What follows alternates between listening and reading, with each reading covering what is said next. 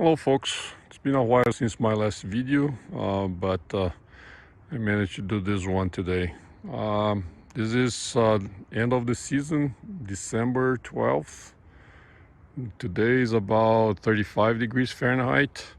Yesterday was pretty warm. I think we got to 60 degrees Fahrenheit. And the bees were all flying. That was probably their last opportunity to go to the bathroom for the last 2 months, which was good. And I also managed to do some last minute work. I noticed that this hive here, this one with the two deeps, the bees were all the way to the top, and I was afraid they're gonna starve during the season. They have two deeps full of honey, and for some reason there was a cluster of bees under the top cover, or under the moisture board under the top cover. So I decided to add a super, this shallow, so to make sure they're gonna have enough food to survive winter. So my preparations for winter, what I did was, I think you can see the painter's tape around the seams. Some of them I had to some of the boxes I had to remove because of I had to work with the bees. So when you break the seal, the propolis seal, then so that they don't have a draft coming into the hive, I decided to put this painter's tape. I think you can see it there. Maybe this one here. Then to each one of them, it's hard to see, but I had a feeder shim. It's just a shim on top of the top super to make space for sugar bricks. And I added 4 pounds of sugar bricks. Actually, I make sugar bricks 1 pound each, and I can fit 4 on top of the super under the top cover. And this is just emergency feed.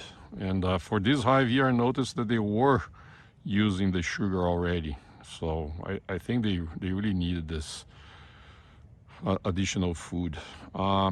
So then on top of the super, I put the feeder shim, and then I put this Homasote. It's just a moisture board in case there is too much moisture. It's a place for it to be absorbed by the moisture board. And then this insulated cover. This is a styrofoam cover, good insulation. But even my normal wooden covers, I have 1 inch of insulation under it.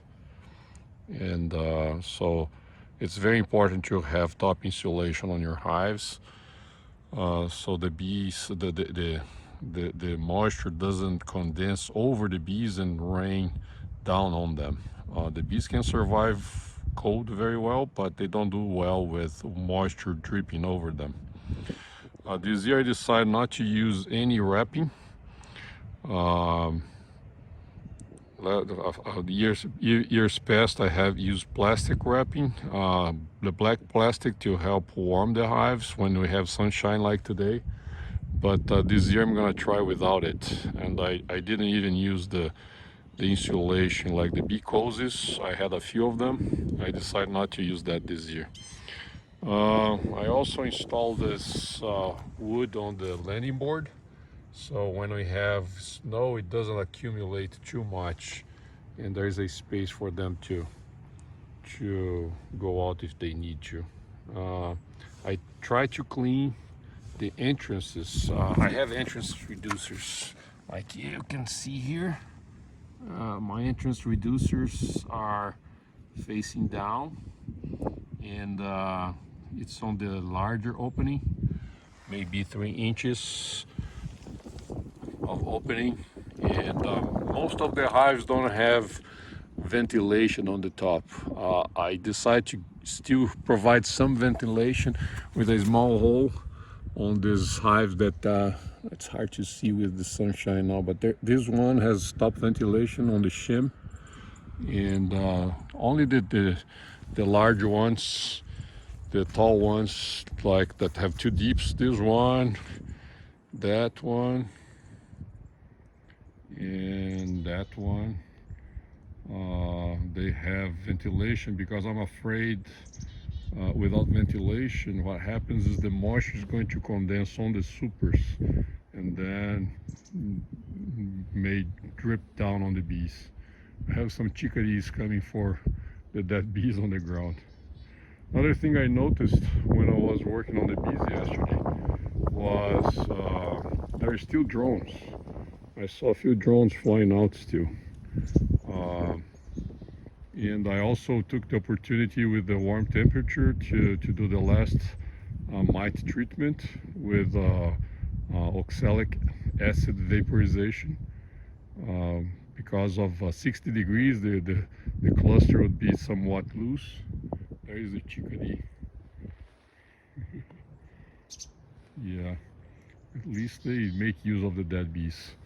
So with the warmer temperature, the cluster is looser, so it's an opportunity to be able to use the oxalic acid and have good effect, maybe about 90% effectiveness on the mite treatment. And they don't have, or they shouldn't have brood anymore this time of the year. So this time of the year, so there shouldn't be any mites under the cappings because there's no brood. So it should be pretty effective, and I hope with this last treatment, actually it was the third treatment. I did 2 1 week apart, and then I didn't have the time last week, so this was 2 weeks after the last one. But anyway, because of the cluster, because of the warmer temperature, I think it might have been pretty effective. So it should be good through at least spring now. And so that's it. Those were the preparations for the winter. I added 4 pounds of sugar to each one of them, and made sure all of them have at least 70 pounds. There's a bee crawling out, trying to use the sunshine. So each one of the hives have at least 70 pounds of honey. Of course, the double deeps have more than that, and I think it's plenty for them to survive winter. And that's it. This was a good season. We had a good crop of honey, and treated for mites, and counted the mites. I think was at least I think I did all I should have done this year to make sure they survive winter and thrive. It was a good season, 2021. Looking forward to the next one. Thanks for watching, and I wish you all good, happy holidays. Thanks for watching.